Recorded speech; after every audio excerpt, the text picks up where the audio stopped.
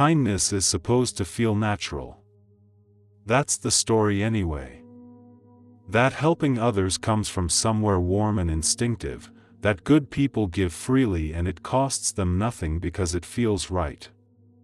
That the desire to help is simply there, in everyone, waiting to be called on. But some people notice, quietly and usually with some guilt attached, that it doesn't feel that way for them. Not always, not with everyone, but often enough to notice. When someone asks for help, there's something that moves in them that isn't warmth. It's closer to heaviness, a slight bracing, a calculation that happens before the yes arrives. How much will this take? How long will it last? Will it be enough? Will more be asked for after? And then the yes comes anyway. Because it's supposed to, because saying no feels worse than the heaviness does, because the face of the person asking is right there and the social moment has already formed around an expected answer. So they help. And they do it well enough, but something inside them is somewhere else entirely. This is not cruelty, it's not even coldness, not really. It's something more uncomfortable than either of those things, because the person feeling it usually doesn't want to feel it. They know what they're supposed to feel, they've seen other people seem to feel it genuinely, and the gap between what's expected and what's actually there creates its own quiet shame. Because in a world that treats kindness as a measure of character, not feeling it naturally starts to feel like a verdict on who you are. So it goes unspoken, the help gets given, the warmth gets performed. And the feeling underneath stays where it is, unnamed and slightly exhausting. Most people around them never notice. Which in some ways makes it lonelier, not easier. Jung would not look at this person and see selfishness. He would look at them and ask what happened to the giving before it became an obligation. Because giving, in its natural form, feels different from what this person is experiencing. It comes from a place that has enough. Enough warmth, enough resource, enough sense of self to extend outward without losing something in the process. Jung understood that genuine generosity flows from fullness, not from duty, not from the fear of what happens if you don't. When giving feels heavy, it usually means something else is happening underneath. The person is not giving from fullness, they are giving from a place that is already stretched, already tired, already quietly resentful of being asked again before the last ask was ever truly recovered from. Jung would call this a shadow problem. Not because the person is bad, but because something has been pushed down and never looked at. The part of them that wants to say no. The part that has needs of its own and has learned, somewhere along the way, that those needs are less important than the needs of others. That part doesn't disappear, it just goes quiet, and it makes its presence known through exactly this feeling. The heaviness, the bracing, the yes that costs more than anyone around them can see. He would also ask about the persona being maintained here. The helpful person, the reliable one, the one who shows up. That identity can be built so carefully and so early that the person inside it stops being able to tell where the role ends and they begin. And maintaining a persona that doesn't fit the inner life is exhausting in a way that accumulates slowly and is very hard to explain to anyone watching from outside. Jung would say that the discomfort this person feels is not a flaw. It's information. Something inside them is trying to be heard, not to make them selfish but to make them honest. About what they actually have to give, about where their energy actually comes from, about what helping would feel like if it were ever truly chosen rather than assumed. That distinction, chosen versus assumed, is where everything shifts. There is a story that sits at the very center of how most people judge each other. And it goes like this: good people help. Naturally, willingly, warmly. If you don't feel that pull toward others, something in you is lacking, something essential. Something that separates the decent from the cold, the generous from the selfish, the people worth knowing from the ones to be quietly avoided. Nietzsche would look at this story very carefully.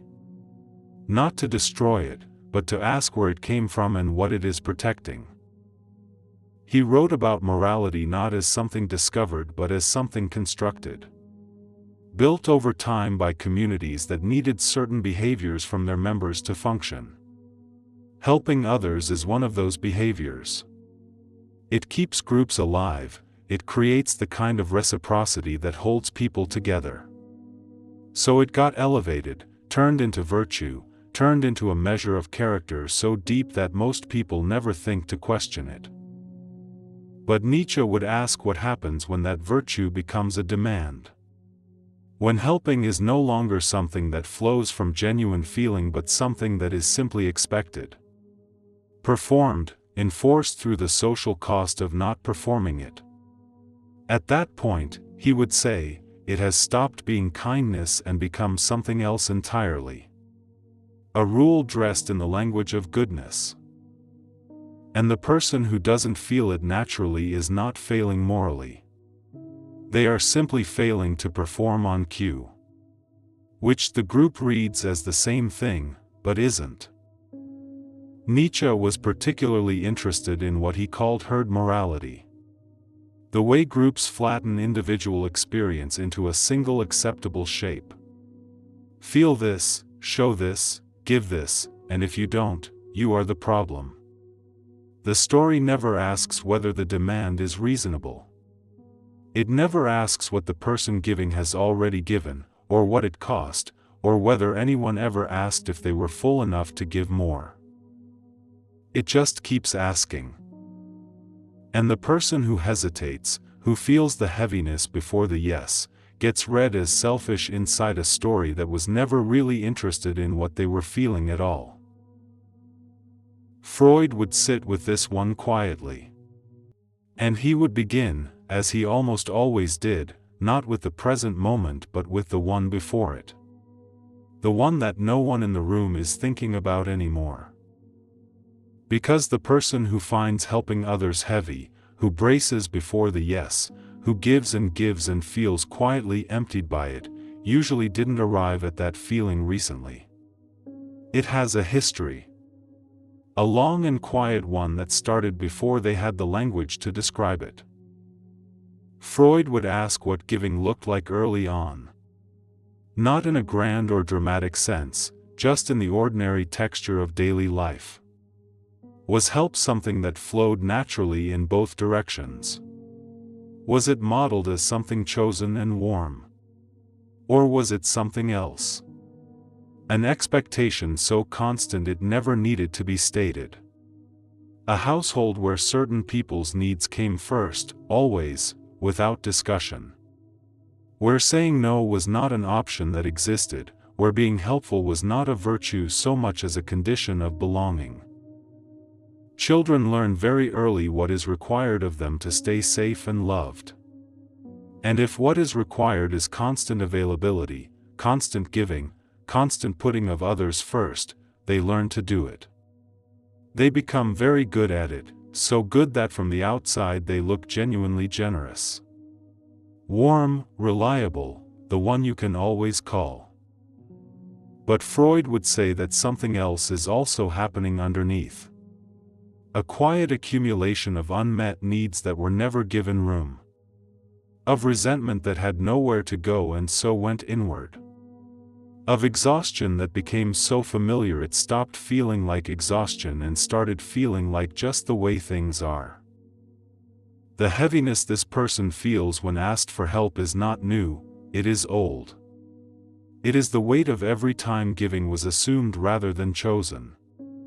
Every time their own need was smaller in the room than someone else's. Every time the yes came not from warmth but from the knowledge that no was simply not available to them. Freud would not call this selfishness. He would call it a very understandable response to a very long history of being asked without ever being asked about. From understood that belonging is never truly unconditional. It is maintained through small repeated acts that say to the people around you, I see you, you matter, I am here. Helping is one of the most basic of those acts. It is how people show investment in each other, how trust gets built in the quiet ordinary moments between the bigger ones. When someone doesn't offer that easily, when the reluctance is there even if the help eventually comes, the people around them feel it. Not always consciously, but they feel it. And they begin, slowly and without deciding to, adjusting how much they bring to that person. How much they share, how much they lean, how much they expect. Fromm would say this is not cruelty. It is simply how humans navigate towards safety. People move toward those who feel warm and available and genuinely willing. And they move away, just as naturally, from those who feel closed. Who feel like helping costs them something visible, who seem to be somewhere else even when they show up. The person who doesn't like helping others rarely loses relationships loudly. They lose them in the way Fromm understood best. Through slow withdrawal, through the gradual thinning of connection until what remains is polite but hollow. People stop calling for the small things, then the medium things. Then one day they realize they only appear in each other's lives for the things that can't be avoided. And the person on the inside of that experience often can't point to what went wrong. There was no argument, no moment of rupture. Just a quiet drift that nobody announced and nobody stopped. Fromm would say this is what happens when the basic language of human connection, the small willing acts of care, goes mostly silent in one direction. The relationship doesn't end. It just stops growing, stops deepening, stops becoming anything more than it already is. And that stillness, for a person who never wanted to be as alone as they sometimes feel, is its own kind of quiet cost.